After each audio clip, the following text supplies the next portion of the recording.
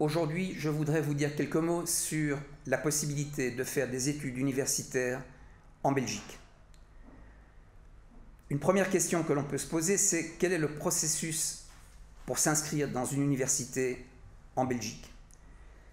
La Belgique est un État fédéral et à ce titre, le domaine de l'éducation est réparti essentiellement entre les deux grandes régions de la Belgique, une qui est d'expression française et l'autre qui est d'expression néerlandaise. Du côté français, francophone, si l'on veut démarrer des études universitaires en Belgique, il est essentiel de parler le français. Et il faut donc, à ce titre, d'abord apprendre la langue française. Par contre, au niveau des masters et des doctorats, il est possible, dans l'enseignement francophone en Belgique, de suivre des cours qui seront diffusés essentiellement en anglais. Il existe un petit nombre de bourses d'études qui sont disponibles, mais il faut bien reconnaître qu'elles sont essentiellement à destination des autres pays francophones. Par contre, du côté néerlandophone, on a un certain nombre d'étudiants zimbabwéens. En fait, à l'heure actuelle, à l'heure où je vous parle, de l'ordre de 80-85 étudiants zimbabwéens qui étudient en Belgique et qui bénéficient de bourses complètes. Et ces bourses sont disponibles et sont données par un organisme qui s'appelle VLIR UO, qui est un organisme où l'on peut postuler pour obtenir ces bourses. Pour ceux d'entre vous qui seraient intéressés, vous pourriez obtenir d'autres informations supplémentaires auprès de notre consulat. Ces bourses ne sont disponibles que pour le master ou pour le doctorat et dans des facultés bien déterminées, bien précises. Les universités principales dans lesquelles l'on peut s'inscrire sont, du côté néerlandophone, sont les universités de Gand, d'Anvers, de Bruxelles et de Leuven. Quand peut-on présenter un dossier d'inscription? Le dossier d'inscription peut être présenté toute l'année, mais il faut se rappeler que l'année académique universitaire démarre au mois de septembre-octobre et il est donc impératif que les formalités d'inscription soient complétées vers le mois de juillet de l'année durant laquelle on compte s'inscrire. Il faut présenter un dossier à l'université où l'on compte s'inscrire et à ce titre, il faut produire les diplômes et les résultats universitaires qui montrent que vous avez réussi votre baccalauréat, c'est-à-dire ce qu'en anglais on appellerait le BA ou le BSc, et qui vous permet à ce moment-là d'avoir accès au master.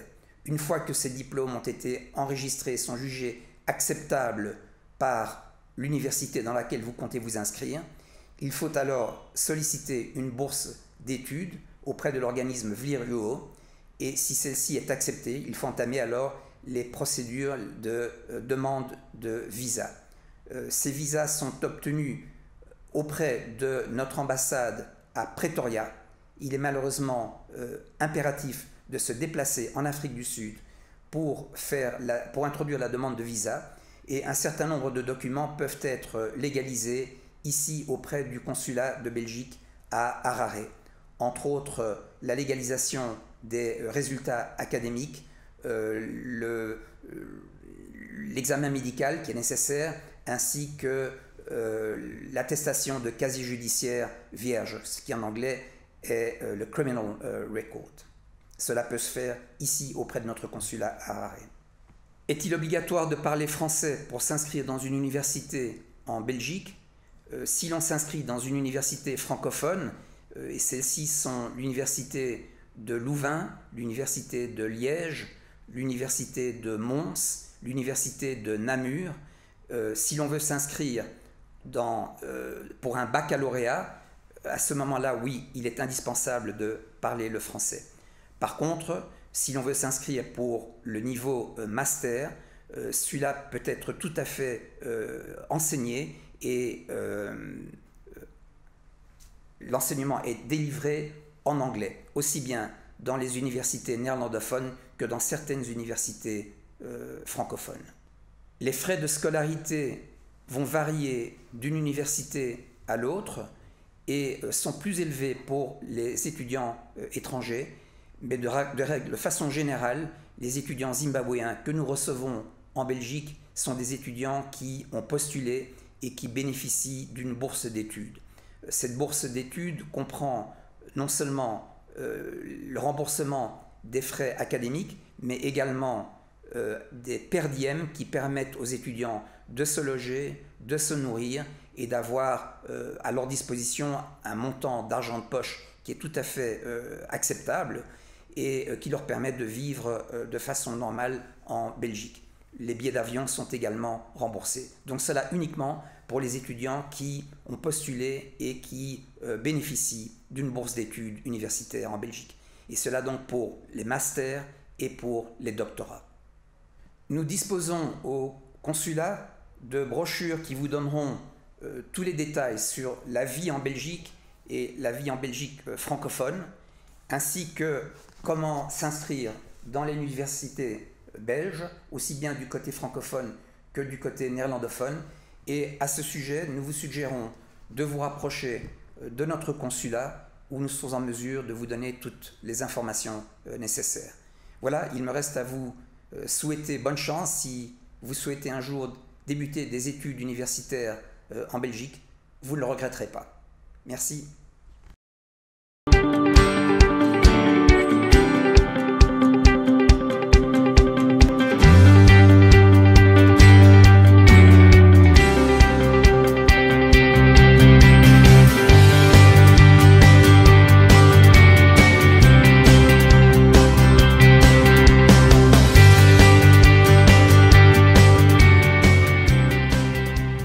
Depuis mon arrivée en Côte d'Ivoire, la phrase que j'avais entendue le plus souvent est « J'ai fait mes études au Canada ».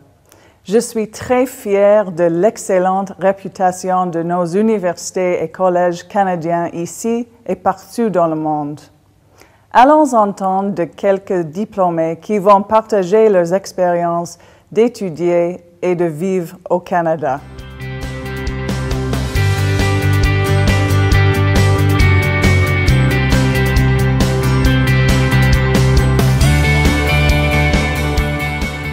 Bonjour, je suis Fanny Chantal. Jean-Claude Diplot, promotion MBA HEC 1999.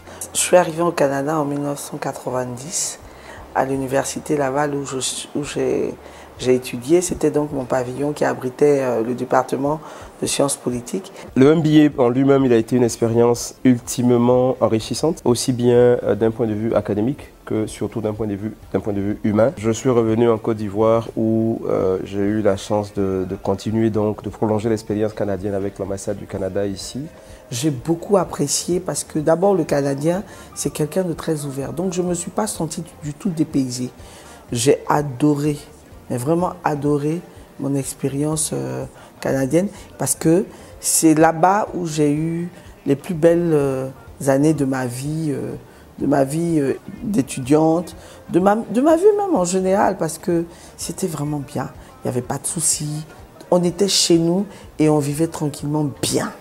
J'ai eu la chance de travailler sur les secteurs lourds, dont le secteur minier. Cette transition-là m'est arrivée avec la compagnie pour laquelle je travaille actuellement. Mes liens avec le Canada ont demeuré. Aujourd'hui, ma famille y vit, y réside et mes rotations dans le cadre de mon contrat de travail m'amènent donc régulièrement au Canada auprès de la famille. J'ai vraiment apprécié mes études là-bas parce que ça m'a permis d'être très bonne. Ils m'ont révélé et ils m'ont donné confiance en moi au point où aujourd'hui j'estime que je peux tout faire. La preuve, je fais un PhD. Je suis en train de faire mon PhD et je suis malheureuse parce que si mon père vivait, il aurait vu. Quand même, je suis allée prendre mon DESS et tout et j'ai commencé, moi je dis, ah, si papa était là, il aurait été vraiment fier parce qu'il n'aurait peut-être pas imaginé que sa fille aurait pu aller aussi loin. Mais c'est le système canadien qui m'a permis de dire, mais attends, je suis bonne. Et puis je peux faire ce que j'ai à faire. Si ça ne va pas, on me dit pourquoi ça ne va pas et on m'oriente de sorte que ça aille. C'est un pays fabuleux. C'est un très beau pays, non seulement du point de vue de la nature, mais du point de vue des hommes et du point de vue de leur expérience. Québec, je me souviens parce que quelle que soit l'année que vous avez passé au Canada ou le nombre d'années que vous passez loin du Canada, parce que je suis rentrée en 93, fin 93. Aujourd'hui, je me souviens toujours du Canada avec un grand bonheur et une tristesse parce que j'ai envie d'y être. J'ai envie d'y être encore aujourd'hui. L'objectif clé qu'on s'est assigné au niveau de l'ACACI, c'est de promouvoir l'éducation au Canada et servir de relais. Aujourd'hui, on est fiers d'avoir un outil qui s'appelle l'ACACI qui peut fédérer donc tous les intérêts un peu dispersés, tous les liens affectifs un peu dispersés vis-à-vis du Canada. On peut les rassembler dans cette plateforme-là et c'est notre engagement de porter l'ACACI pour que les générations après nous continuent de porter le flambeau du Canada à l'extérieur. C'est toi qui es fort.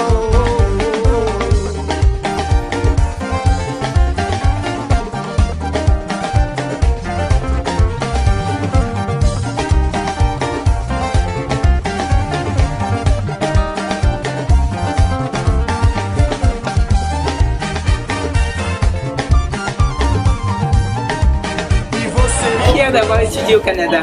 Proud to be Canadian. Fier d'avoir étudié au Canada. Fier d'être Canadien et d'avoir étudié au Canada. Fier d'être Canadienne. Fier d'avoir étudié au Canada. Fier d'avoir étudié au Canada. Fier d'avoir étudié au Canada. Fier d'avoir étudié au Canada. Fier d'avoir étudié au Canada. Fier d'avoir étudié au Canada. Je suis fier. Fier d'avoir étudié au Canada.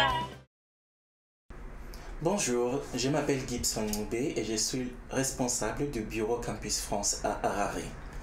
Le Bureau Campus France à Harare est situé dans les locaux de l'Alliance française. C'est actuellement le seul bureau Campus France ici au Zimbabwe. Campus France est une agence nationale française qui aide les étudiants internationaux à atteindre leurs objectifs éducatifs en France.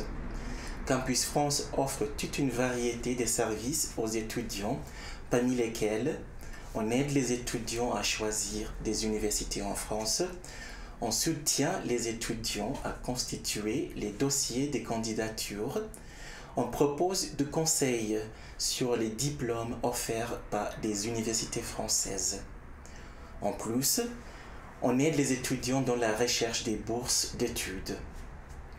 Nous animons également des ateliers dans les écoles et dans les foires locales pour offrir des informations sur les études en France. Tous ces services fournissent des informations essentielles aux étudiants pour leur permettre de prendre des décisions éclairées sur les études en France. Donc le Bureau Campus France est là pour vous aider. Pour plus d'informations et d'assistance, n'hésitez pas à nous contacter par mail à l'adresse campusfrancezim @gmail.com. Merci et au revoir. My name is Richard Nyamanindi. I am the Communications and Culture Officer at the Embassy of Switzerland.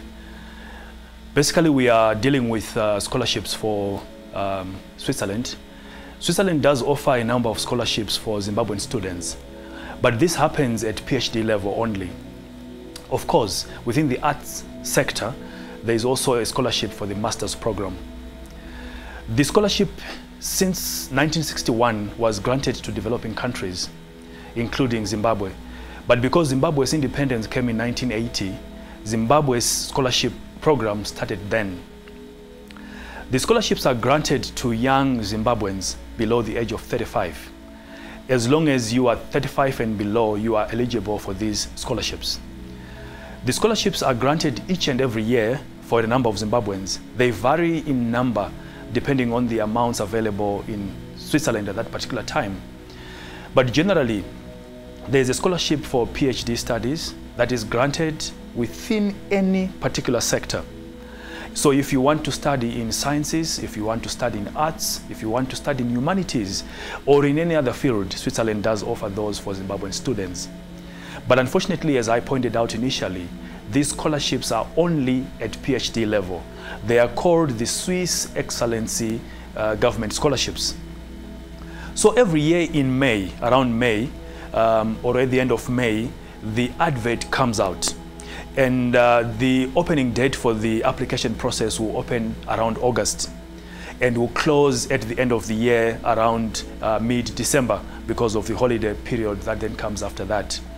So every time, if you are interested in applying for these scholarships, if you are under 35, every May to August period, you can then look out for these scholarships. The scholarships, the process of application or eligibility is that they are given to those who hold a master's degree already, not anyone without a master's degree. We do get a lot of inquiries from students who are still studying for their honors degrees or for their bachelor's degrees. But if you are at that level, then you are not eligible for the scholarships. So once you have finished your master's program, or if you are finalizing your master's program prior to the closing date, then you are also eligible to apply. The process is that you come to the embassy, or you write us to the embassy on details that will appear at the end of this recording on your screens. You can then be able to request for the application package, which we can then send you if you are a Zimbabwean candidate. Then from then on, you then fill in the appropriate application forms that you then resubmit back to the embassy for us to then forward to Switzerland for you. The process is that you do not pay for this application form. We have had so many cases of people who are being duped of their money through other processes or other partners who then come in and say they are offering these scholarships. So the process is that you come directly to the embassy, or you write to the embassy directly. Then you are provided with the application package, which you then fill and you submit back to the embassy for transmission to Switzerland. This also applies to Zimbabweans who are living outside the country. They can still request for the application form even when they are outside the country. But then the problem is that you need to still submit that form back to the embassy for transmission to Switzerland. After processing your application, there's one other very important thing that you need to understand. For PhD studies in Switzerland, the major challenge is that you need first to identify the university that you want to go and study at. And at that particular university, let me assume that at least you want to study at Zurich University. You then need to find a supervisor at that particular university whom you write to and request that they are willing and able to supervise you for your PhD studies. Once you're in agreement with a supervisor, it's not necessarily that you need to submit a proposal. You just need to get a supervisor who agrees that they will supervise you in your area of study. Once this is done and finalized, you then need to get a response from that particular professor who then says, yes, I agree that I will be able to supervise this particular candidate. And when that supporting letter comes, you then include it in your application form, which you then submit back to the embassy. This is a prerequisite because without the supporting letter, the application will not be accepted. Assuming that you have done everything that is required, there is also the need for a medical process. That's when you are taken to a medical person and you are evaluated. This is also very critical because without that medical certificate, you will not be accepted into universities in Switzerland. However, beyond the PhD scholarship, there is also a research fellow scholarship that is granted to candidates each and every year. And in addition, there's also a postdoctoral scholarship that is granted to Zimbabwean students. So it varies within the spectrum in terms of what exactly you would want to apply. But as I said before, all this is above and all PhD and beyond. So PhD, postdoctoral, and research grants are granted by the Switzerland Embassy here in Zimbabwe. Now, for the master's is only granted, the master's scholarship is only granted to candidates who want to study fine arts. 90% of the scholarships for any particular country goes towards the PhD scholarships. But 10% sometimes are dedicated to the arts and culture sector. So if you are someone who is in that particular field, you're also eligible to apply, but it is only at master's level, not at bachelor's level. So this again is open to Zimbabwean candidates each and every year. Lastly, when you are applying, you can also apply for a bachelor's, but when you apply for a bachelor's, study in Switzerland, you are also hoping to do that on your own, in terms of paying for your own. Switzerland is a pretty expensive country. When you go there, education is cheap, but in terms of sustenance, it can be a little bit expensive. But those who would like to apply on their own, you can then contact a particular university that you want to apply to, then you can then apply on your own. But as I pointed out, it's a bit pretty expensive to study in Switzerland, particularly your accommodation, your daily allowances and so forth can be very high. So generally that's about it. In terms of more information, you can look at your screen in terms of where you can find additional information on studying in Switzerland and the application process. Thank you.